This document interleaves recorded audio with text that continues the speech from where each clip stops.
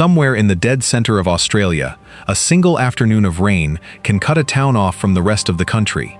No phone signal for hours in either direction, no help coming. The trucks that keep entire communities fed and medicated simply stop moving, because the ground underneath them has turned to soup. This isn't a hypothetical. It happens most wet seasons, on a road that's been half-built for almost 30 years. Here's the part that should confuse you. Out here, sealing a kilometer of road costs around $350,000.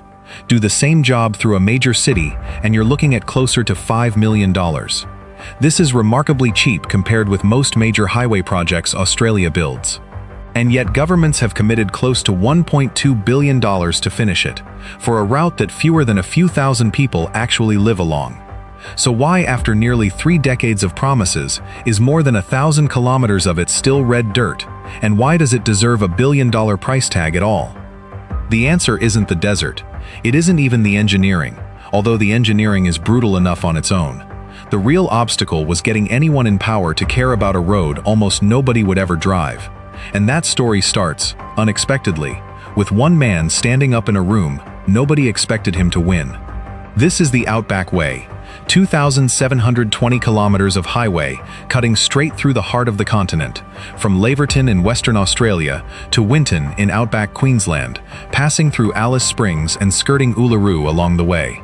People call it Australia's longest shortcut because it slices a far more direct line between the east and west coasts than the sealed highways that force freight and travelers the long way around the edges. In 1997, Laverton's Shire president, Patrick Hill, took this idea to a national local government conference.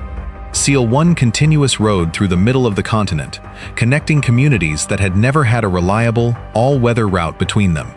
He got the room's backing that day.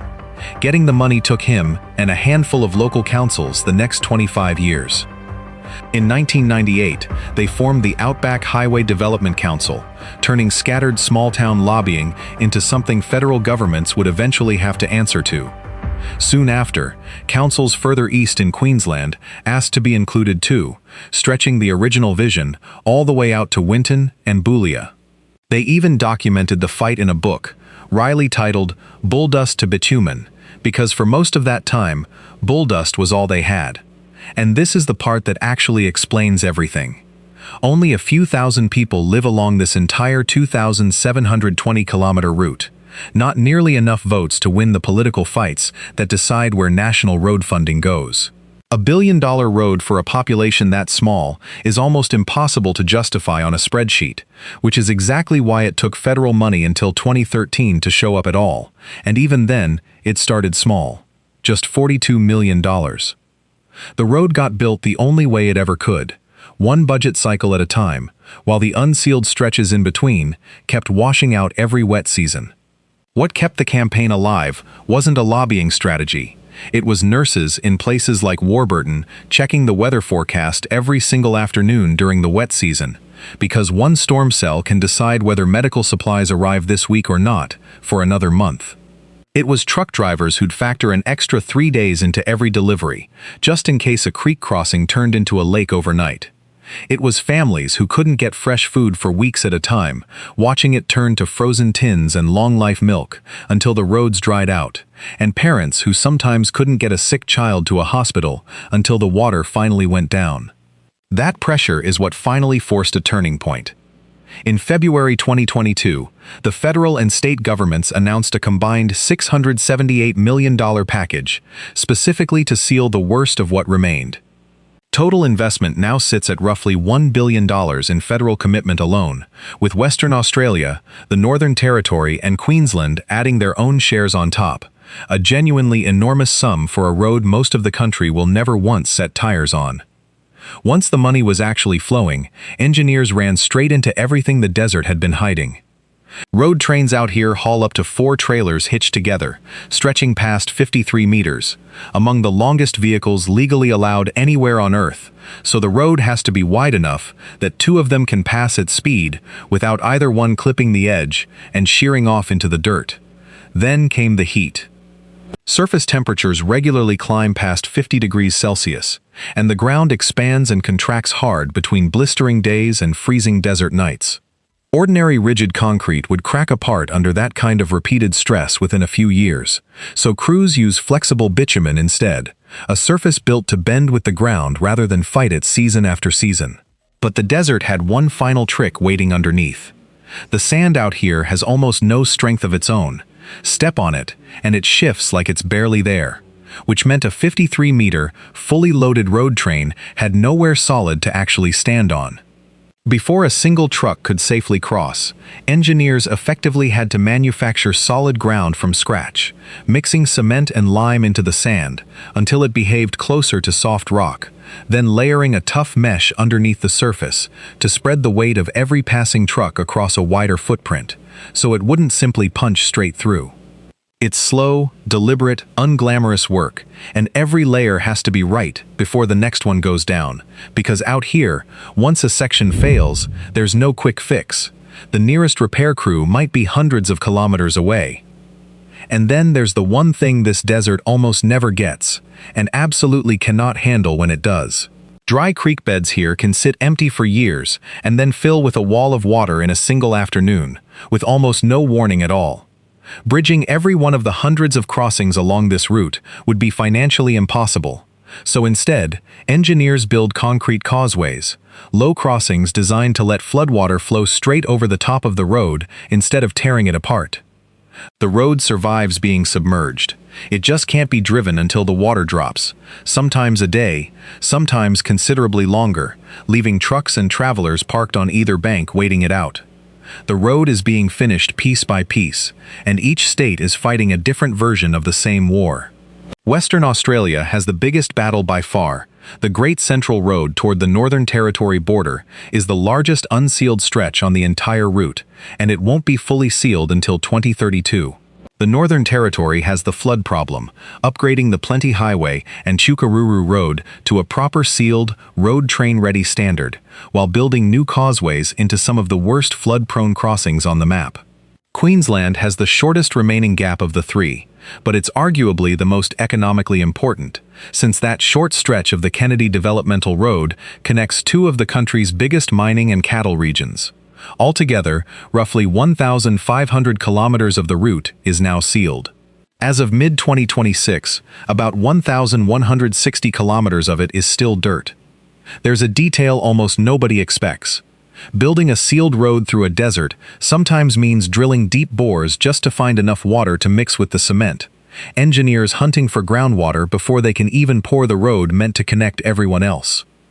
The route also crosses land sacred to Aboriginal communities, so before machinery moves in, crews run archaeological surveys for stone tools and old campsites.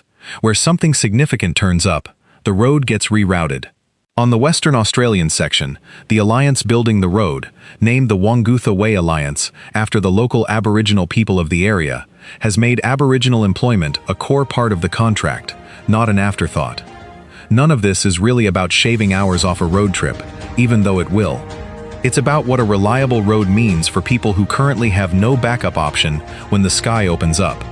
Improving access to healthcare and essential services for remote and indigenous communities is one of the specific reasons governments cite for funding this project at all.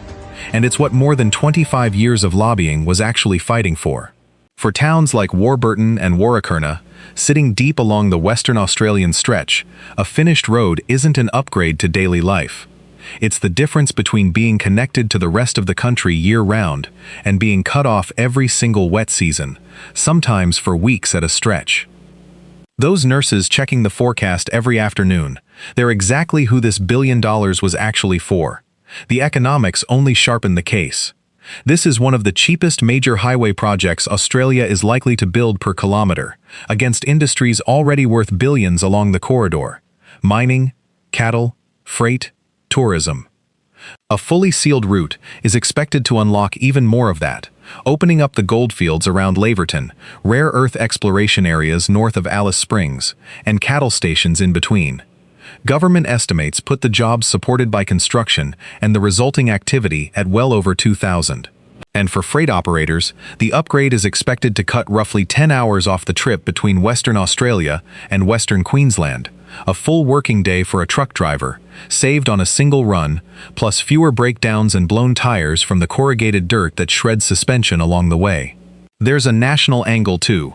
A finished Outback Way gives the country a third east-west corridor, a genuine backup for when floods cut the coastal highways and rail lines, which happens more often than most Australians realize. Suddenly, a road for a few thousand people looks less like charity and more like insurance for the entire national supply chain, the kind of infrastructure nobody notices until the day they desperately need it. That raises a fair question, though, one that follows every major project built this far from the cities paying for it. Is this road being built to the standard that was promised, or just to a price good enough to get the ribbon cut? Oversight is genuinely harder out here. Inspectors have to drive days to reach some work sites, and there are simply fewer independent eyes watching the work happen in real time than there would be on a project inside a city. Different states are also sealing to different widths and standards, which raises its own question about how consistent a finished Outback Way will actually feel to drive end to end, once you cross from one jurisdiction into the next. There's a quieter tension too. Sealing this road will bring far more tourist traffic through small communities that have never had to manage it, and some sections cross land requiring careful, ongoing consultation that can't be rushed to hit a construction deadline. That's not a reason to abandon the project. It's a big part of why, even with the money finally secured, this keeps taking longer than outsiders expect. So the real question isn't whether Australia can afford to finish this road. It's whether Australia will build a road that actually connects the country for the people who need it, or another expensive project that looks better on paper than it ever feels on the ground. Every completed causeway, every kilometer of fresh bitumen, is that question getting answered one budget cycle at a time. After more than 25 years of local councils lobbying 3 separate governments, and close to $1.2 billion committed across every level of government, the finish line is finally within sight. When the last stretch of dirt disappears, Australia will have something it has genuinely never had before. One continuous sealed road running straight through the center of the continent, built at a price most cities would consider a bargain, for a population smaller than a single suburb, one that spent a quarter of a century simply asking to be heard.